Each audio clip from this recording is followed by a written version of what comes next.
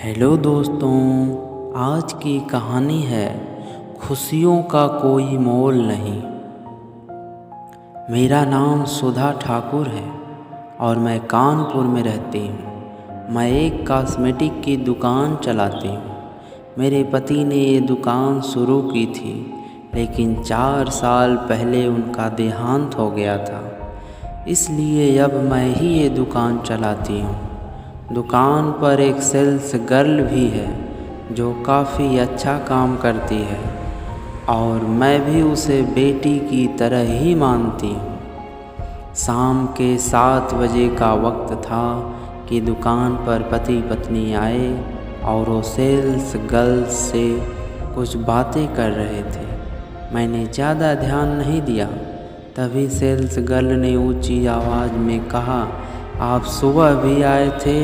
मैंने तब भी कहा था कि ये कंगन 1000 रुपये से कम नहीं मिलेंगे, चले जाइए अब। मैंने जब ये सुना तो मुझे कुछ याद आ गया। मुझे वही वक्त याद आया जब मेरी नई इनके साथ शादी हुई थी। उस वक्त हमारी फाइनेंशियल हालत ज़्यादा अच्छी नहीं थी।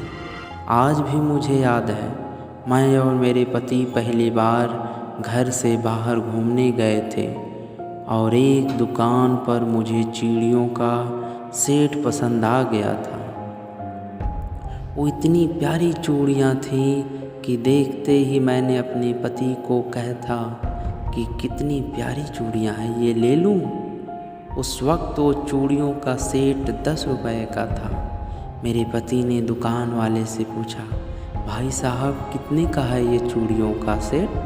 दुकानदार ने कहा 10 रुपये का। मेरे पति ने अपना पर्स देखा और कहा, भाई साहब 5 रुपये का दे दो।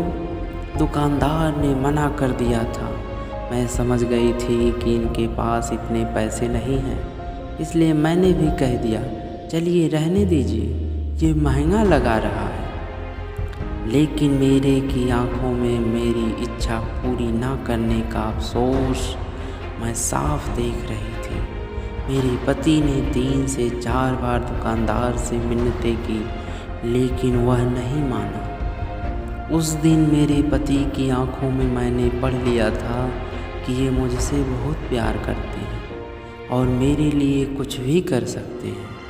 उस दिन के ठीक 2 महीने बाद मेरे पति ने उसी दुकान से मुझे वही चूड़ियों का सेट खरीदा और मैं समझ सकती थी कि वो इन चूड़ियों को कभी भूले ही नहीं थे। बस उन्हें इस बात का अफसोस था कि उस दिन नहीं ले सके।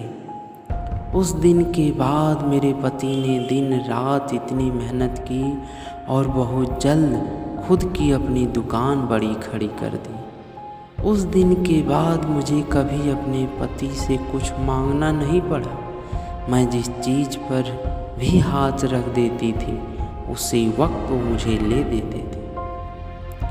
आज जब मैंने इन पति पत्नी को कंगन खरीदते हुए देखा तो मुझे फिर से अपने वही दिन याद आ गए और आंखें नम हो गई। इस आदमी की आंखों में भी अपनी पत्नी को कंगन दिलवाने की वैसी ही ललक मैं साफ देख रही थी। मैं अपने ही ख्यालों में खोई हुई थी कि मेरा ध्यान टूटा जब मेरी दुकान की सेल्स गर्ल ने ऊंची आवाज़ में कहा, जी नहीं, 1000 से कम नहीं हो सकते।